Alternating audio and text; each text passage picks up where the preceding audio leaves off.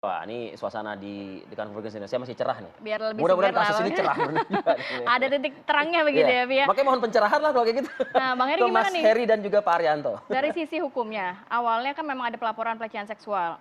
Akankah Bu Putri juga ikut terseret mungkin dari laporan palsu pelecehan seksual atau mungkin bisa terseret dalam kasus ini juga ya? Ya.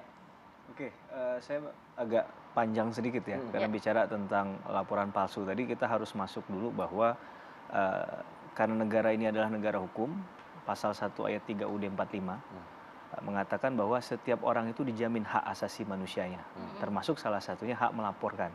Ya, itu ada dalam ketentuan 108 KUHP ya, bahwa setiap orang yang melihat, mengalami atau jadi korban dalam satu tindak pidana itu berhak melaporkan kepada pejabat yang berwenang. Dalam hal ini sesuai Undang-Undang Nomor 2 tahun 2002 tentang kepolisian, maka polisi yang berhak. Maka laporan Bu PC kemarin kan ke polisi kan. Ya. Tapi hak itu bisa juga jadi wajib kalau seandainya di 108 ayat 2 itu berkaitan dengan ketertiban umum. Kalau ada orang yang mengetahui adanya permufakatan jahat, dia berkewajiban untuk melaporkan. Bukan lagi hak ya. Nah, dia akan menjadi hukumnya dalam agama ini, Pak Haji, Pak Arief ini sudah sangat memahami ya, bahwa akan menjadi haram hukumnya kalau seandainya dia melakukannya dengan katakanlah fitnah atau pengaduan palsu. Nah, itu di ketentuannya ada di dalam KUHP di pasal 220 dan 317 KUHP. Bahkan ancaman pidananya 1 tahun 4 bulan dan juga ada yang sampai 4 tahun. Di konteks undang-undang yang lain, kalau ini adalah penyebaran berita bohong, bahkan pernah tuh tidak bermaksud sama sekali untuk mengungkit luka lama di kasusnya Ibu RS dulu ya. Oh iya, oke. Nah, Yang itu heboh kan ya. Yang di rumah sakit katanya kan begitu, ya kan wajahnya begitu. itu sempat dikenakan Undang-Undang 1 1946 di pasal 14 dan ancaman pidananya juga di atas 5 tahun. Konstruksinya? Itu penyebaran berita bohong kan. Nah, ini yang menjadi persoalan adalah kalau seandainya ada propaganda di dalamnya, kemudian ada upaya untuk memberikan informasi itu ke arah simpati publik dan lain sebagainya, tapi itu menyesatkan, maka adresat undang-undangnya mengatakan ini bisa masuk dalam kualifikasi pasal itu. Saya tidak berusaha memprovokasi ya, tapi hanya menjelaskan dari sisi pendekatan hukum pidananya. Dari aspek pidana potensinya bisa di sini kan begitu. Betul, betul. Walaupun sebenarnya Ibu PC tidak berbicara di publik begitu ya, hanya kepada pihak kepolisian ya, tidak membuat gaduh seperti RS itu. Betul. Nah, mungkin itu yang nanti akan didalami ya, karena apakah ada unsur kesengajaan di dalamnya menyampaikan hal itu, seperti tadi saya katakan, pengaduan yang sifatnya memberitahukan juga, tapi ini adalah fitnah, menyerang kehormatan seseorang. Sekali lagi kalau kita bicara hak hukum, maka setiap orang punya hak untuk melaporkan. Tapi apakah nanti endingnya akan diproses jadi ini perbuatan pidana atau tidak, tentu kita kembali ke ketentuan formal aja. Bahwa ini akan jadi wewenangnya penyidik untuk menentukan. Mas Heri, tapi kalau pasal lainnya mungkin nggak, kalau melihat kan Ibu PC ada di tempat kejadian pembunuhan begitu ya, akankah bisa ditarik juga begitu dengan pasal lainnya melihat Ibu PC ada di lokasi kejadian? Sebenarnya saya agak menghindari kata menarik tadi ya, seakan-akan kita mencari-cari nanti kan. Tapi pastinya akan dilihat relevansinya. Kemudian kehadiran Ibu PC di situ misalnya dalam satu tindak pidana, rangkaian pidana, apakah masuk dalam konteks dia mengetahui perbuatan pidana itu yang pertama, maka dia akan ditempatkan posisi sebagai saksi, bukan sebagai tersangka tentunya ya.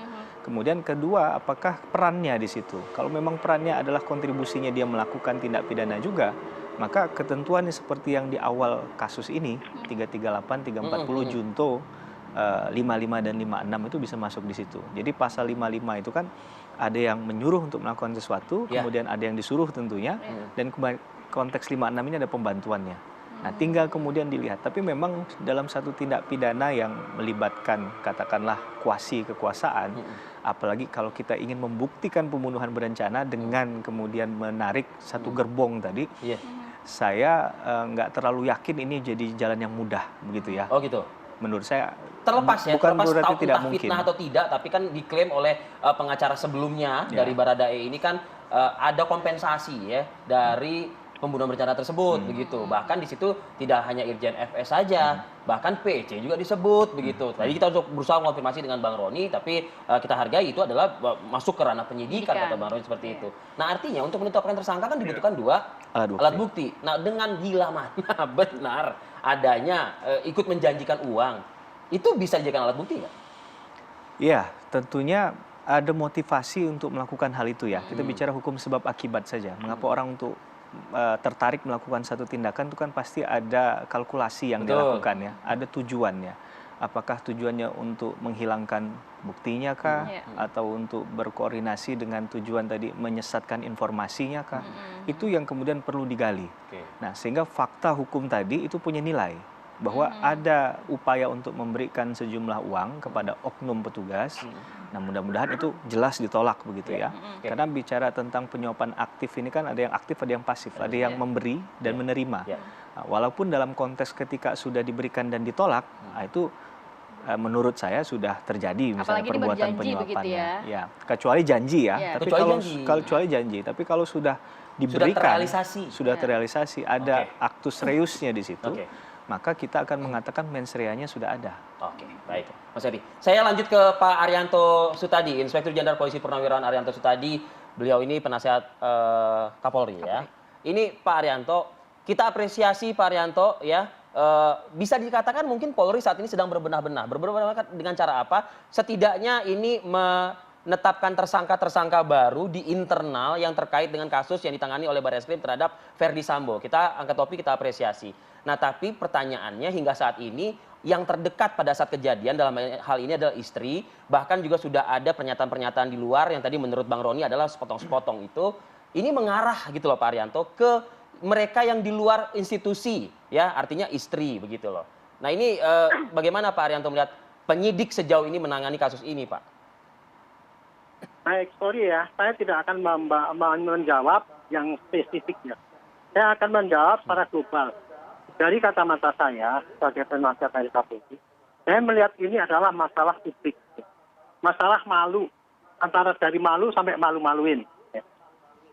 Dimulai dari Pak Sambo dulu berbuat karena malu dia, kemudian dia emosional sehingga membunuh anggotanya sendiri dibantu ataupun nyuruh dengan Baradae itu.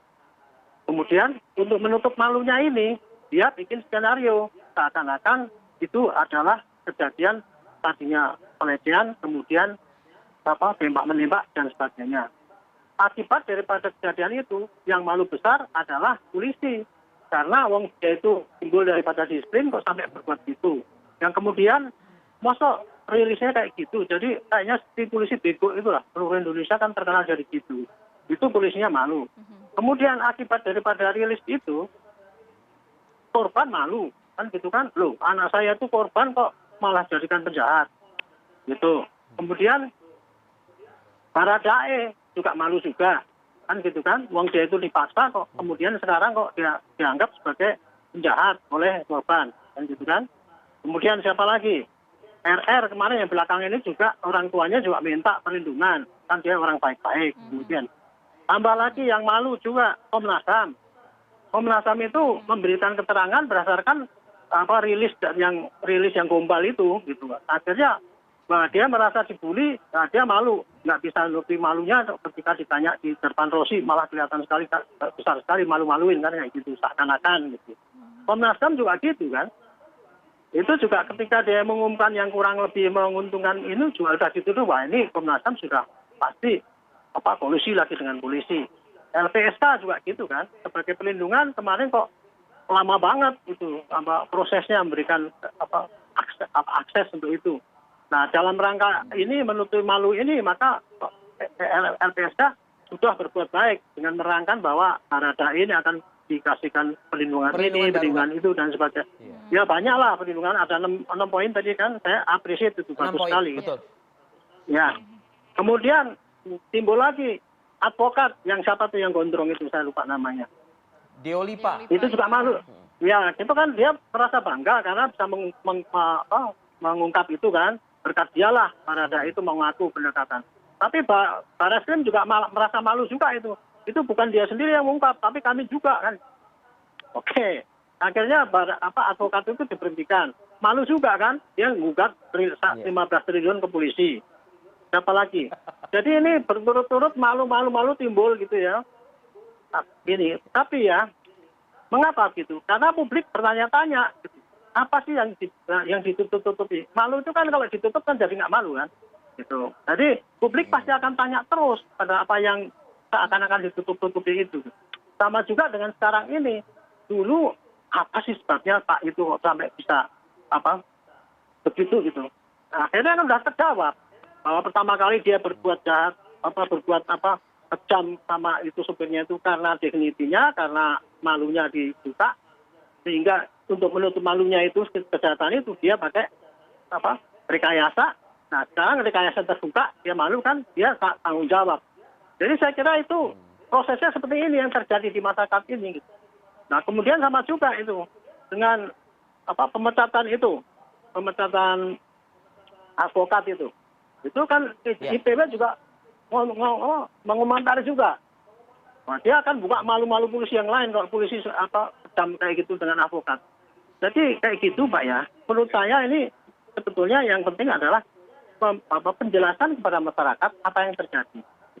Apa yang disampaikan oleh LPSK tadi itu, waduh bagus sekali menurut saya.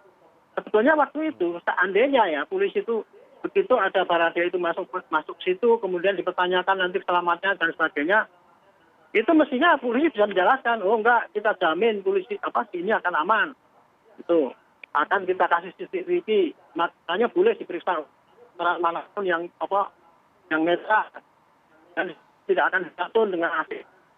Dan LPSK walaupun tidak ada orangnya suruh sana lah nongkrong di depan tahanan itu misalnya kayak gitu. Jadi intinya adalah pemberitahuan kepada masyarakat tentang apa yang terjadi supaya tidak menutupi apa yang seakan-akan ditutupi itu. Gitu. Tetapi dalam kasus ini kan tadinya kita kan kok laporan pelecehan dan sebagainya. Ternyata itu kan hanya rekayasa Pak Sambo.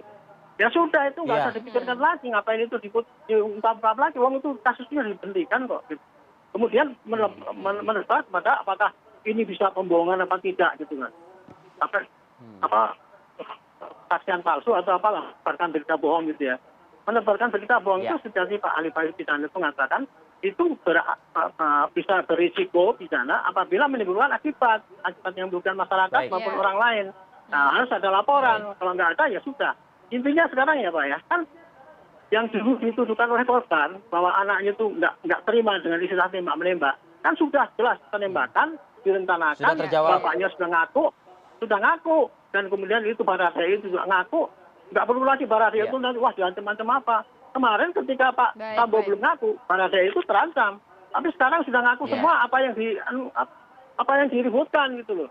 Jadi sekarang tinggal tunggu aja polisi itu segera menyelesaikan yang 340 itu dengan keterangan direncanakan sudah lengkap untuk motifnya itu nanti biar dibuka di pengadilan. Makanya itu saya kira lebih baik kalau polisi cepat ke persidangan dan beritahukan ini loh, saya sudah sampai sini berkasnya kurang dikit. Baik Pak Arianto. Cuma kurang keterangan itu. Saya kira itu akan memberikan penenangan pada masyarakat dan malu-malu mereka itu akan bisa tertutup kembali gitu Pak. Gitu Pak. Iya. Sementara komentar saya. Cepat selesainya jadi tidak berlarut-larut begitu yang saya tangkap dari Pak Arianto, asal semua cukup profesional menyikapi kasus ini begitu ya Pak Arianto tadi. Kita lanjut Pak Arianto, Mas Roni, Bang Roni Talapesi juga Mas Heri Firmansyah. Usai jeda pada berikut kami akan kembali saat lagi.